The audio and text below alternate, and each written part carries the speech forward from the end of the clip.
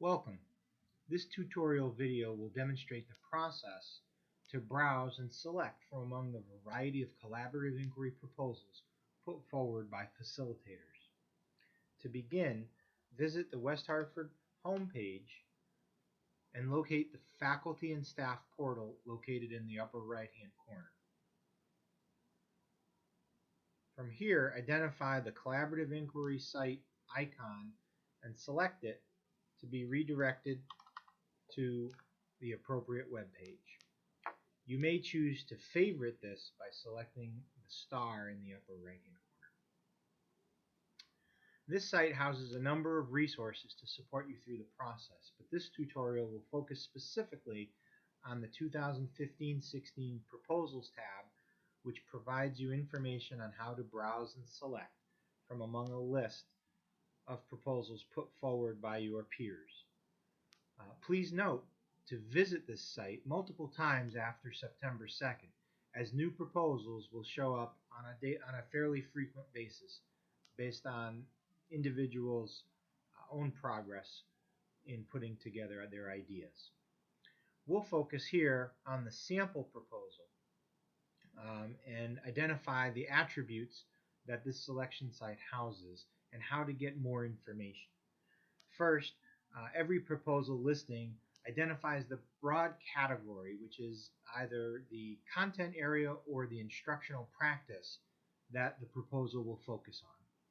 Titles of the proposal, intended grade levels, and brief summaries should help to point you in a direction. But to gain more information, you're going to look for this link to the community conversation. If you happen to know a particular individual who's facilitating, you can also look and sort any of these here by the facilitator's name and email. Below, you see a list of what would be considered live proposals, although some of these are for demonstration purposes only. We said earlier, to gain more information, we would select on the web link, which brings you to the community page. Here, the facilitator has posted a description of the proposal itself and potentially some question and answer opportunities for facilitators, participants, and prospective participants through online posts. It's good practice if facilitators use this strategy for called an event to determine if someone is going to potentially join this group or not.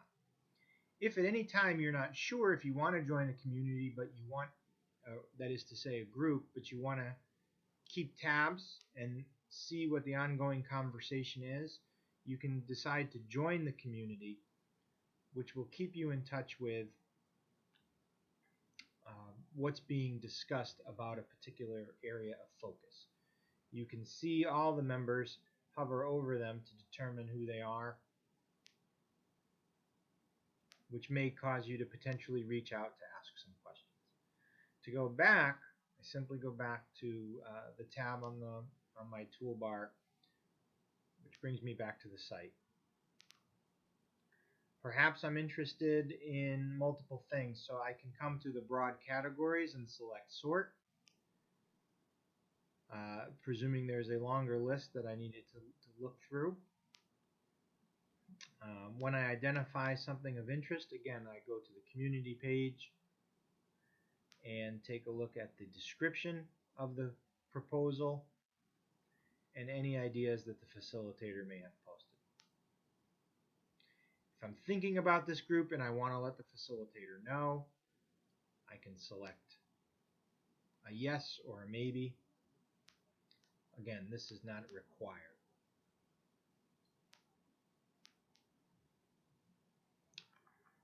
Beyond just browsing, your final selection will be actually captured and recorded by your evaluator or supervisor, who will, closer to October 2nd, come to ask you specifically which collaborative inquiry group you have decided to join or facilitate.